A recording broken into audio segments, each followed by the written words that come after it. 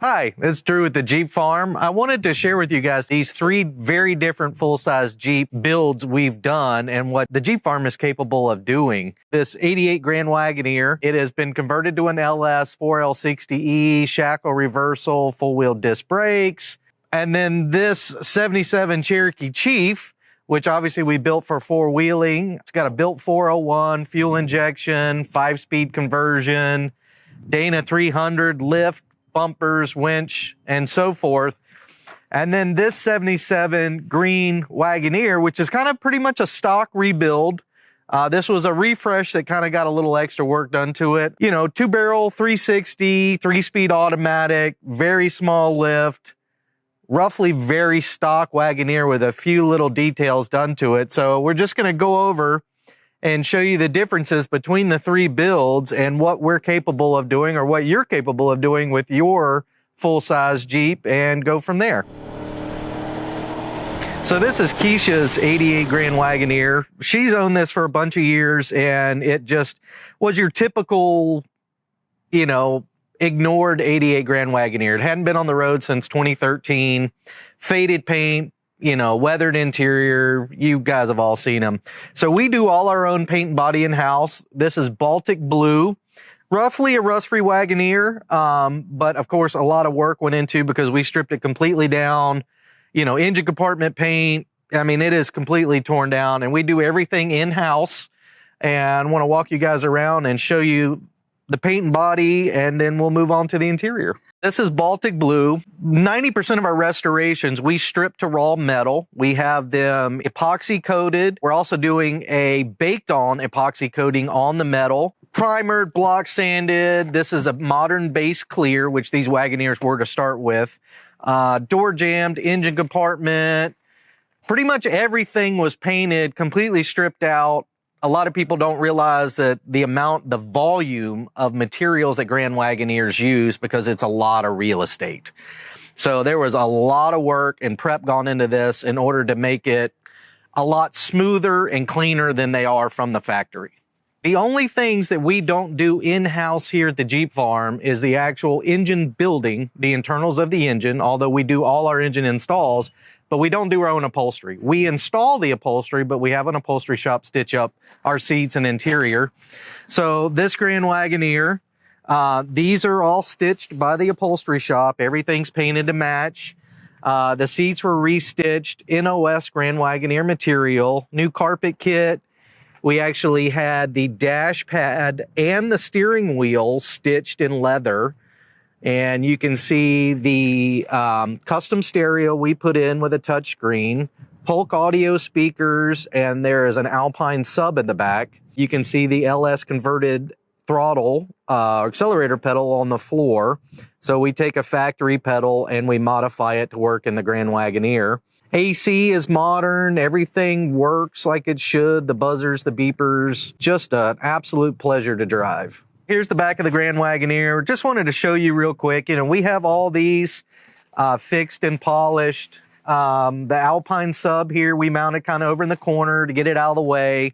The customer and I decided not to put the logos back on or the emblems. As you can see, they're all here and have been cleaned up. I'm going to include them with the Jeep when it ships to her. But we decided not to put them back on the Jeep. Kind of like it a little cleaner without all the labeling on it. We did have everything polished on this Wagoneer, all the trim, the grille, the bumpers. These are NOS Marshall lights. So what we've got here is a 2004 Chevy Avalanche 5.3, all completely rebuilt, 4L60 rebuilt, hooked to the stock Grand Wagoneer transfer case. It was a lot of work to get the shift mechanism for the Grand Wagoneer to work correctly because we had to extend everything for it being further back.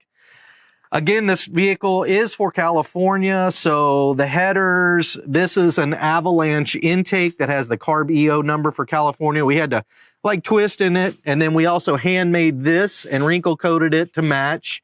Put the air filter back here. It's got Northern radiator, BJ's off-road fan shroud, BJ's off-road overflow and washer bottle. This is all part of the Avalanche emission systems. It does have Doug Thorley headers on it, which also have a carb EQ. We changed out the master cylinder because it has four-wheel disc brakes now.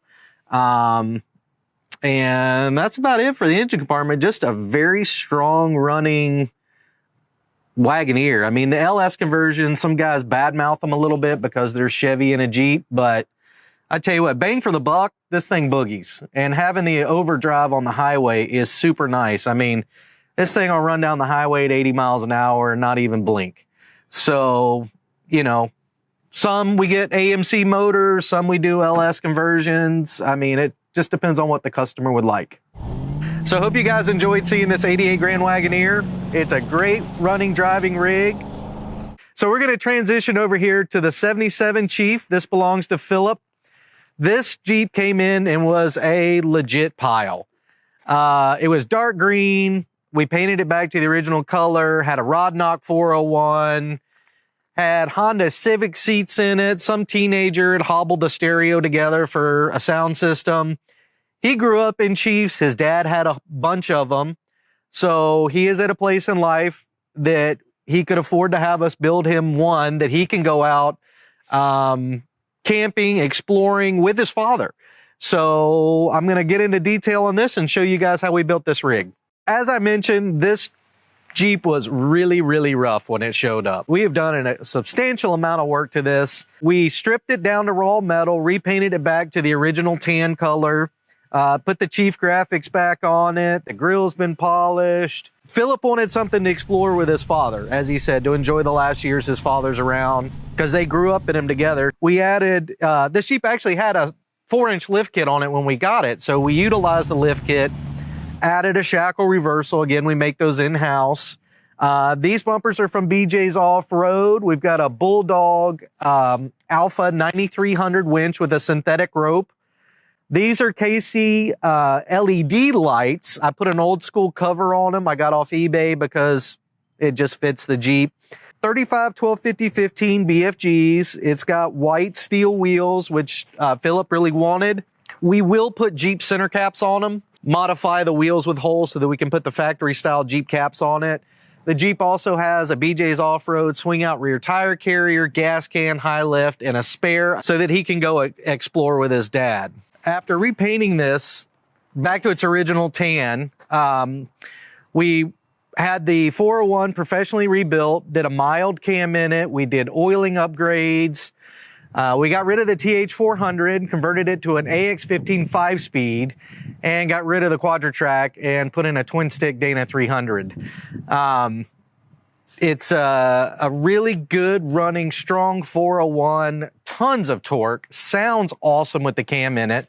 So what we do on all our builds, like I said, is we do oiling upgrades on all our AMC motors.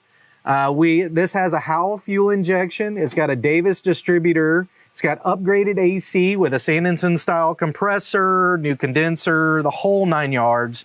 Really helps it blow cold and use modern Freon.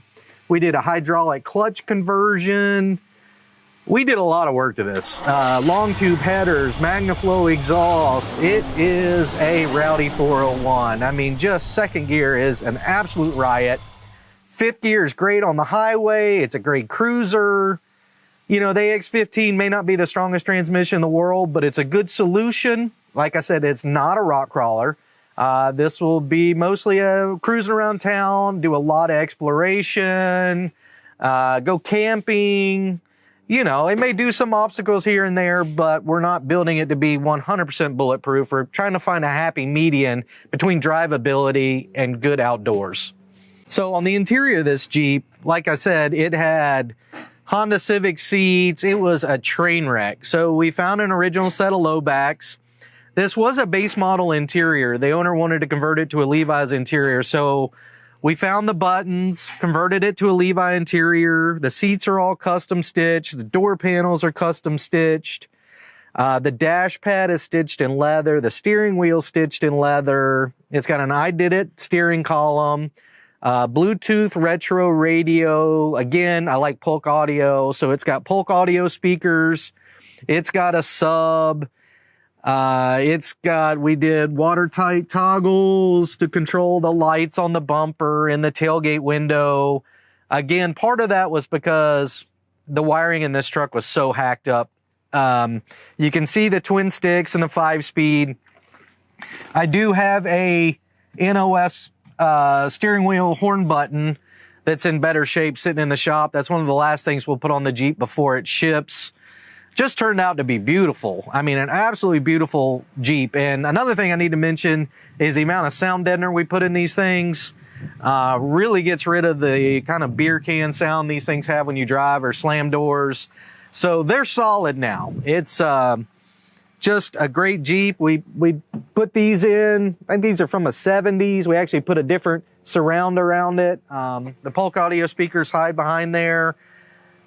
Just a great running, driving, comfortable Jeep. Has a nice solid sound when you shut the doors. Just thrilled with it. So as I was saying, both the 88 and the 77, these are near full nut and bolt restorations. The 88 for sure. This I would say is probably 98% nut and bolt. You know, but here at the Jeep Farm, we also do what I refer to as a refresh. So this Wagoneer, this belongs to Rick. His family calls it Hellbender. This Wagoneer is largely more of a refresh that kind of maybe spiraled out of control a little bit. And I'm going to go into detail about this Jeep here and tell you a little bit about it. This Jeep in overall was in good but kind of worn, drivable state when we received it. We did reupholster and respring the driver's seat back to factory. But as you can see, the dashboard was actually in really good shape, and we really didn't do anything with the dashboard other than install a retro radio. We repainted the steering wheel itself because it was just worn through the tan. We reupholstered the door panels, new carpet. We did a custom headliner. It's actually kind of a Mercedes perforated material that matches the seats.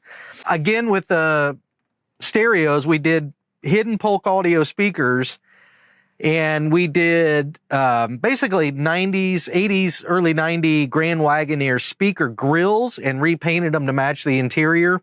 That is one thing if you're a Jeepist, you'll notice, or a Grand Wagoneer person. But again, super clean, completely repainted inside, tons of sound deadening, but yet still maintains a lot of its original character. We only really did what we needed to do. So largely, other than a stereo, we didn't touch the dashboard at all on this thing. So one of the surprises we got with this Jeep was we knew the rear quarters had a little bit of cancer in them. But both myself and the owner were surprised by the amount of rust that was in the Jeep. The entire rear crossmember that supports the tailgate hinges was completely missing. The rear crossmember on the frame had rust issues. The rear quarters had rust issues, and we found some other stuff in the floor. So sometimes when you're budgeting for these things, keep in mind that there are surprises. It happens all the time. So this, you know, had another, I'd say, $8,000 to $9,000 in rust repair that we weren't anticipating. The Jeep was originally Loden green. The owner was not crazy about the Loden green color. It's kind of a dirty dark green. Him and his wife, is kind of cool, he said, I'm going to send you something I want you to match the green. They sent me a 1970s Coleman lantern.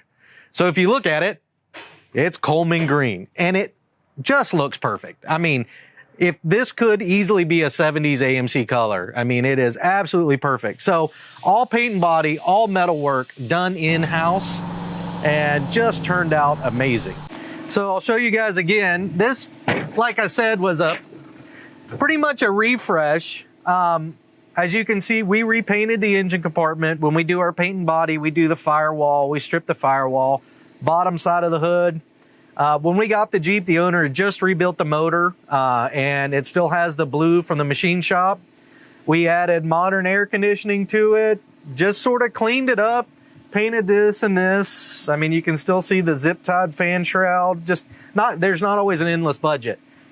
The stock TH400, we just resealed it, and we put a part-time kit in the Quadra-Track with mile marker locking hubs, again from BJ's Off-Road, a MagnaFlow exhaust, and that's it. I mean, just a nice, presentable driver. A lot of the stuff was already done, so we really didn't have to do it. So this will give you a good idea of what the Jeep farm is capable of doing. I mean, we absolutely love Jeeps. And we've got a full tilt nut and bolt restoration, LS, overdrive, leather clad, awesome stereo, 88 Grand Wagoneer. We got this awesome 77 Chief, built 401, fuel injection, 5-speed lift kit, bumper switch, lockers, you name it. And the refresh 77 Wag with paint, lift kit, tires, wheels, and interior. And I wanted to give you guys an idea of the kind of stuff we start with. So this Wagoneer belongs to Christy. She reached out to me. She loves her Waggy. It had a worn out 360, leaky motor, leaky transmission, just faded wood grain. Somebody had kind of started a repaint. And anyway, it just was the typical worn out Grand Wagoneer. We see them everywhere, as I said earlier.